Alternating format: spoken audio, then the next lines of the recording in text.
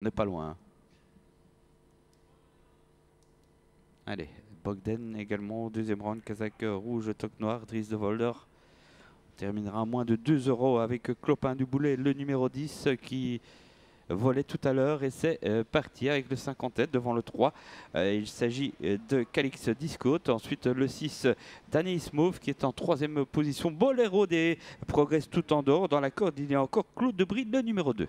On est très offensif avec la team de Volder, avec Axel de Gravel qui vient déjà en 5-6e position et Bogdan qui vient déjà en 7-8e position. On ferme la marche du peloton avec Electra Bleu et également avec le numéro 10, Clopin du Boulet qui est plutôt à l'arrière-garde. Quel départ du 14, Axel de Gravel là, qui vient 3-4e déjà.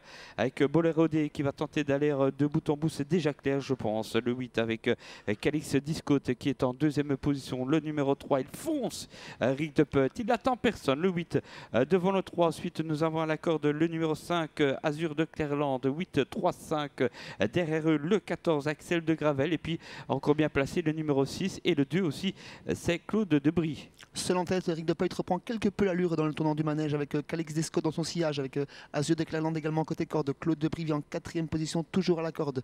Seul au wagon 2, le numéro 14, Axel de Gravel, suivi par Danaïs Mauve qui est elle-même suivie par Bogdan.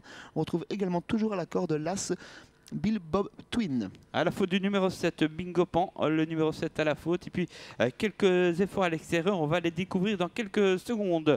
Avec Bolero D, voici, c'est le 14, Axel de Gravel et puis plus fort encore.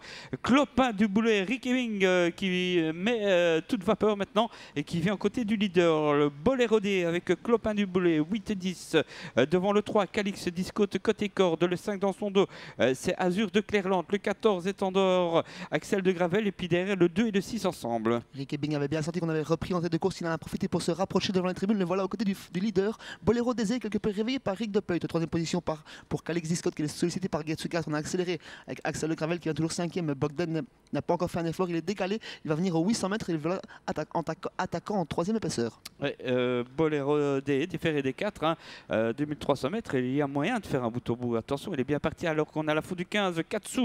Katsu qui s'enlève. Bolero D toujours en tête devant Calix Discote, une grosse cote à la corde.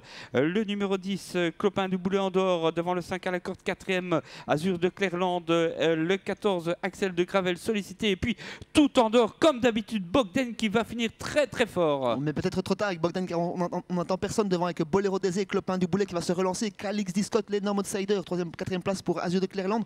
On termine bien avec Claude Debris et Bogdan qui est toujours en 6e position, qui a du mal à passer la surmultipliée. Voilà, le 8 qui va déborder bientôt par Clopin du Boulet, un Rick Ebbing très très fort, quel que soit évidemment l'hippodrome, mais c'est pas encore fait. Hein. Le 10 devant le 2, Claude Debris qui finit fort, à l'accord le 3, Calix Discote, le 10, le 2, le 3 et puis en dehors aussi Bogdan le 13 qui a fini très très vite.